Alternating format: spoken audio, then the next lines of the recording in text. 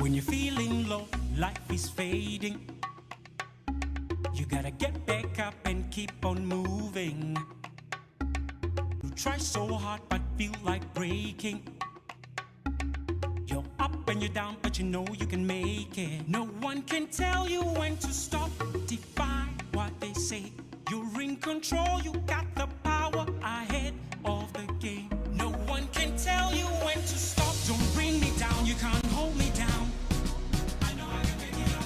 Don't bring me down, you can't hold me down. I know I can pick it up. Don't bring me down, you can't hold me down. I know I can pick it up. Don't bring me down, you can't hold me down. This life won't bring me down.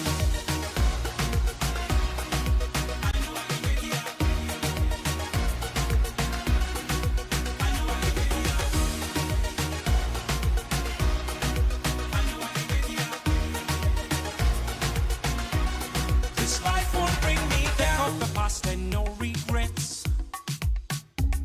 When I fight to the end, I'll do my best to make you proud. I'll wait my turn. Wanna give you everything you deserve. No one can tell you when to stop. Defy what they say. You're in control. You got the power ahead of the game. No one can tell you when to stop. Don't bring me down. You can't hold me down.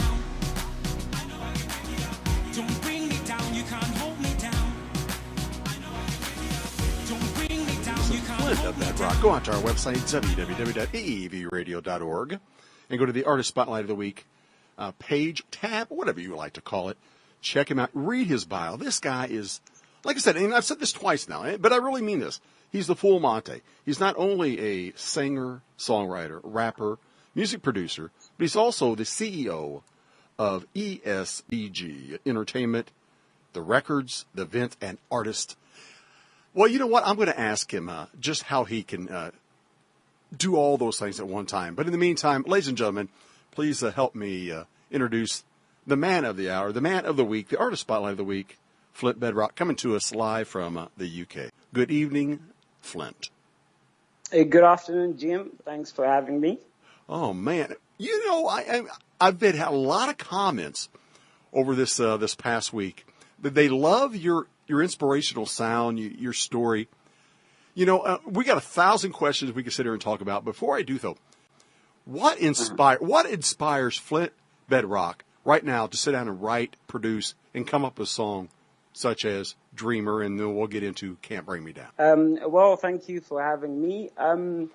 You know what? I'm just like, everybody else. I feel like life is, it's a difficult process for everybody. And certainly if you're somebody who is, ambitious and you want to achieve certain things, in life, you're always going to have it slightly harder, to try and do those things.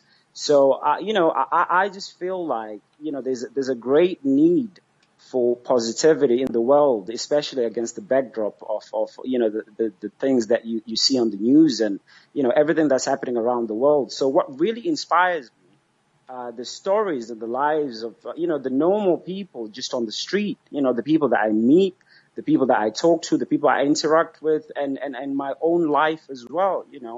Things haven't been always, good for me. I've had a lot of difficulty. I've had to overcome certain things to kind of get to where I am, and I'm still trying to overcome other things. So I think positivity for me is a very key thing, and I just want to spread positivity whenever I get an opportunity to do so. I guess we have that kind of in common for the fact, I'm the same way. I mean, now, naturally, if you ask my family, is he always upbeat and positive? They're going to say, no, he's a grouchy old dude. But, but people who know me, and I'm not being fake by this, just the fact that I'm like you. You can turn on the radio, the television, and all you hear anymore is negativity. Somebody hates somebody, and here's the reason why. You don't ever hear, this is why people love people, and here's the reason why. You don't hear that anymore. Exactly. And I think the problem with that is largely, especially if you're talking about news, good news doesn't sell. Nobody wants to hear about good news. So you tend to find people, propagating, talking about all the negative things that are happening in the world because for whatever reason that seems to kind of get people's attention. But, the bad thing with that is that people then get this perception that life is absolutely horrible and there's nothing good happening in the world because it's not being reported. So, on top of the news that's depressing and everything else, and, we need more positivity, So I just feel like, myself and other people that choose to go down this lane of making positive music, we can try and, show a different side to life, to say that, somebody actually said to me on social media the other day that how is it possible that you're always so optimistic and just upbeat every day, you're being fake. And I said, no, it's not to say that, you don't go through challenges or that you don't get low or anything like that. But it's a state of mind, it's a choice. You have to choose to be positive. You have to choose to look at life in that way. And I feel like, the majority of things that we have to deal with in life, before they even manifest themselves in the physical, it's a mental battle where you have to kind of decide how you look at it, how you're going to view whatever's happening. And that perception has a lot to do with how things ultimately manifest in the physical. So positivity for me is key. I don't know if you were listening prior, and I tell you, you would not be the first one I ask this question about, because I always do for great independent artists around the world, and that is, and I'm going to bring it up early. I usually bring it up later in the interview, the conversation, but you have right now. Here's the scenario: you have such as yourself, where you're out there doing your own thing. I mean, you're setting the world on fire, and by the way, you're very good. Not only from what I can read as far as producing and everything else, but in your own right, your music is phenomenal. But thank you very much. But here's the thing: what would you rather have? Would you rather have a label who pays all the bills but tells you what you need to do, or you have total control and you have to struggle with it? Well, to be quite honest, I'm kind of fortunate in a sense that I've had exposure with dealing with people that have been in that position. Some of whom have kind of come back the other way. So I've had the privilege of talking to people, and I kind of understand it a little bit more. And personally, when I actually did Dreamer, when I was promoting that, I got sort of contacted by a boutique label that was kind of had distribution from a major, and they put a deal on the table that could have ensured that my music might have gone further than I could have pushed it myself.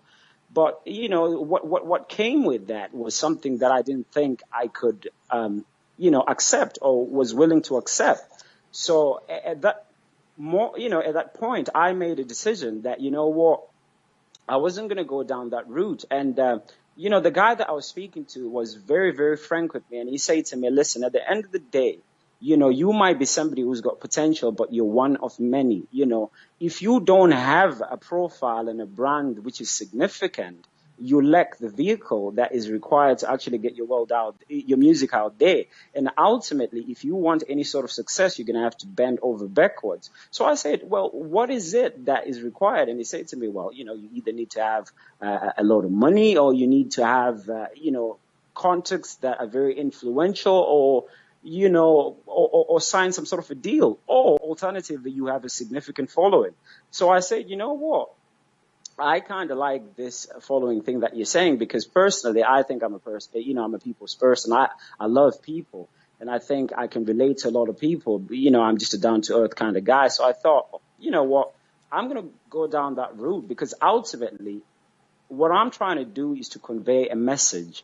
I'm trying to pour out a little bit of myself to the world and find people that relate with my message and perhaps help somebody in the process. So I'm going to try and go at it on my own. And this is what I'm trying to do. And like you were saying before, I'm nothing fantastic, but I have been able to create, a little bit of infrastructure around my music that, enables me to do what I do. So to answer your question, I wouldn't sell myself to get a big deal or to be doing big gigs and stuff like that, and kind of lose artistic integrity. I think that comes first, because for me, the music matters the message matters more than anything else.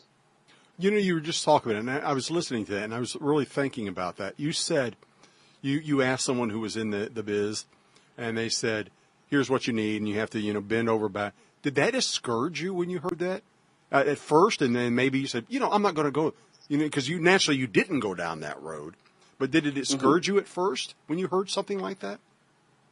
Certainly. It made me kind of look at myself and how far I was from what I wanted to achieve. And I just kind of got the sense that, any chance of me actually getting anywhere is going to depend on somebody somewhere, literally giving me some sort of a handout or, extending, some sort of a favor. I just kind of felt like I was, just a tiny little guy for a minute there. But I kind of had to go back to the fact that, ultimately this is about people, and this is about me trying to reach out to people. And if I can make a difference in one person's life, two people's lives, then that is worth more to me, knowing that I've done that my way and giving a little bit of myself, than being completely manufactured and just being somebody who, yes, is successful in the eyes of many people, but personally you're not fulfilled. A classic example is a lot of these major artists that you see who on the face of it are very successful, but personally they're not very happy, and we hear of all the tragedies and stuff like that. And that speaks to personal fulfillment that's lacking. So I would rather do something that makes me feel good. As Shakespeare said, to thy own self be true, right? And I'm with you on that philosophy. My whole life I've always been one of those who, good, bad, or indifferent, people would say, he's either an SOB, he's the kindest person I ever met. But it's always been, I'm just on my way. And what is my way? I don't know. What is your way? Mm-hmm. Your way is you share your talents. You share your music. I can hear, literally, I know this sounds crazy, but I can hear the enthusiasm. When I watched your video of Can't Bring Me Down, I know you have to go through the process of making the video. I get that. But I actually felt you were actually enjoying yourself doing that. Oh, certainly. I was enjoying that. And what was key for me in that video was, as with the music, I think it's the message which is more important than anything else. So I wasn't particularly concerned about how I was sort of coming across or any of the other kind of craziness that you see in a lot of the music videos. Not to be critical. I wanted to focus on the message. And hopefully when you look at Can't Bring Me Down, even if you're somebody who doesn't understand English, if you look at it visually, you should be able to kind of understand the storyline and be able to follow it through. And that's credit, again, to a brilliant videographer who I worked with on the project, Roderick Macmillan. Brilliant guy, and he just really complimented the song in an amazing way. So for me, it's important for me to be real to people because I want people to focus on the message and not me trying to be silly or trying to be cool or sexy or anything like that. Sure. I'm glad you brought that up because you hit on something that a lot of people don't realize. Our contributing music editor is out of France. She does not speak English. She has to use Google translations every time we're chatting. But she loves the music and the things we're trying to do. So it goes right to your point. Music is so universal. And people pick up on things. I mean, sure, we all like our own genres. And even myself, I do a country show, I do a classic rock show, and I do what I call the mix it up with and hanging out with people like you. I like it all. But there's one thing about that commonality is we're all there. We all get those 8 chords that are twisted, shaped, brought in a little quicker, a little slower, that all shape the music that we all, in my opinion, we all kind of crave, if you will.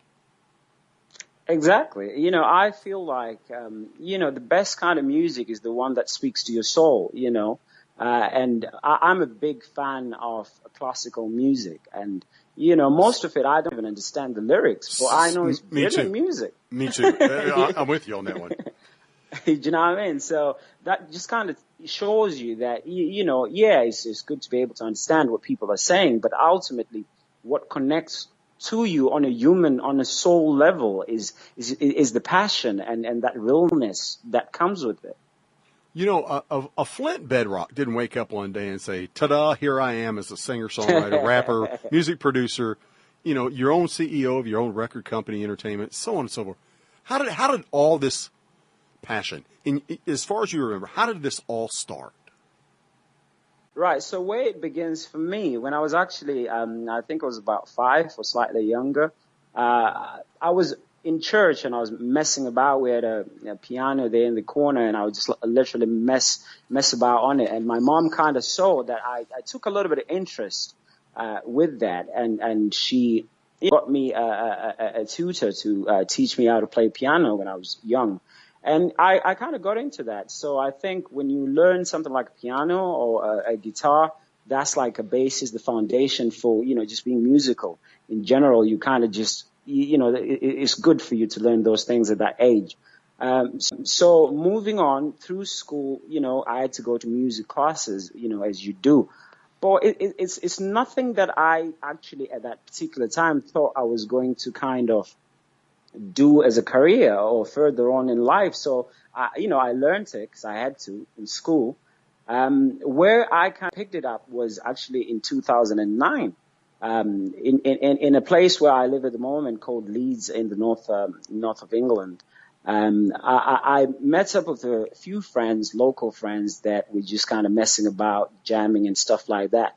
And I just kind of found myself slowly getting back into it and actually realizing that I actually really, really enjoy this. And, a few, I'd say months later, Dreamer came along and that was it. I'm sitting here as you was talking about that. I'm looking at basically what you were just saying. You were about 5 or so, but yeah, you actually didn't pursue music until all the while you were through high school, college, the university, and everything else. It wasn't like you said until 2009. You said, was there like a switch that said, I really want to do this. This is really a passion for me. I think what it is, I realized that no matter what it took, the effort or whatever else that was involved in me trying to do something, it wasn't taxing to me. It didn't feel like a job. It didn't feel like it was hard. I could do it for hours and hours and hours and hours on end. And I realized, this is what you actually love. Because for me, I know it's not realistic. Perhaps a lot of people would say that you love what you do. Most people, you just have to do what you have to do. Yeah. Fair enough. We all do that. But I think it's beautiful when you find yourself actually finding something that you can do and really, really enjoy, and also you're able to earn a living doing it, but also having a lot of fun. So when I realized that, it was just a no-brainer. I was like, you know what, this is absolutely what I need to be doing. And I don't care what it takes. I'm going to try and make it work because I am at the happiest when I'm doing this. Well, first of all, I could tell that in your voice. And I said that earlier when I was telling the audience, I said, this guy is just, he's the real deal here. Now, before we kind of transition, kind of have to sadly get out of here, but you made a comment during an interview you did with Success Circuit, and you said something about what you felt like what is being right now is produced out there is more a fast food music. What did you mean by that? Oh, gosh, yeah, I forgot about that. Yeah, no. Yeah, what I meant is you find that nowadays you have a song which is a hit and you absolutely love it for a couple of weeks, 3 weeks, a month, and then you hate it. You don't want to hear it or you forget all about it. But at one point you are absolutely very crazy about it. So I just find, without going into the technicalities of how music is being made nowadays, it's not something that's meant to be sustainable because I think like, I don't know if you agree, but in the executive structure of the music industry, you have more accountants and people like that who are concerned about the profitability of it now actually in charge of stuff instead of musicians who have the passion and the love for the music. So everything is now just about how quickly we can make it successful, and nobody really cares about what happens after that. So people are not writing music that kind of stands the test of time. And that's what I meant about that. You've got a song that you absolutely love today and you forget it tomorrow, fast food music. Well, that makes perfect sense. It really does. You know what? I'm going to let you, first of all, I want to tell you how much we appreciate having you on and you taking the time out. I know it's rather late there on your part of the pond, as they say. But, no, and I mean this. I mean, I've been listening to you. I've been researching you prior to this interview.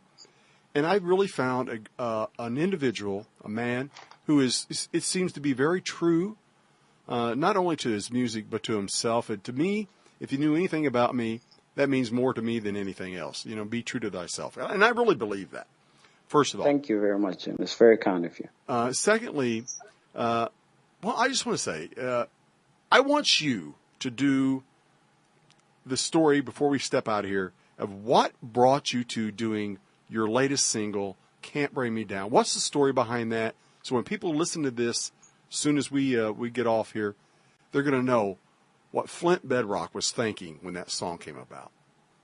Right, fantastic. So Can't Bring Me Down is, while I was pursuing my music as, a lot of people are trying to pursue whatever they're pursuing in their lives, you get a lot of discouragement. You get a lot of people that perhaps say you're not good enough, you can't do this, or, you find yourself in circumstances where you're questioning whether what you're doing is what you're supposed to be doing or whether you're better off doing something else. And that it's more a message of defiance to all of that negativity, all of those negative thoughts, negative people, to say, you know what, I am determined to do and to achieve what I set out to achieve against all the odds.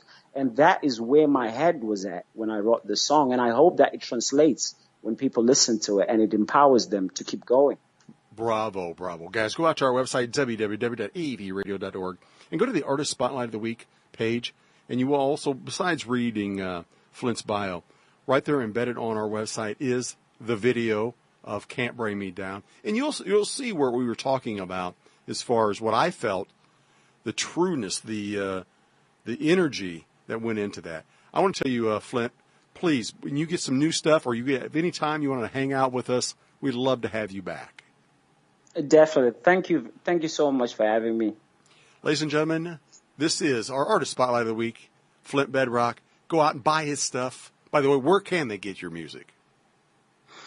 You can get my stuff on all the major digital stores, iTunes, Amazon, Google Play, Spotify, Deezer, the rest. It's all out there. You can follow me on Twitter at Flint Bedrock, on Facebook as well at Flint Bedrock, Instagram at Flint Bedrock. So yeah, get in touch. And thank you guys for listening. All of you guys are amazing. I love you. Get in touch.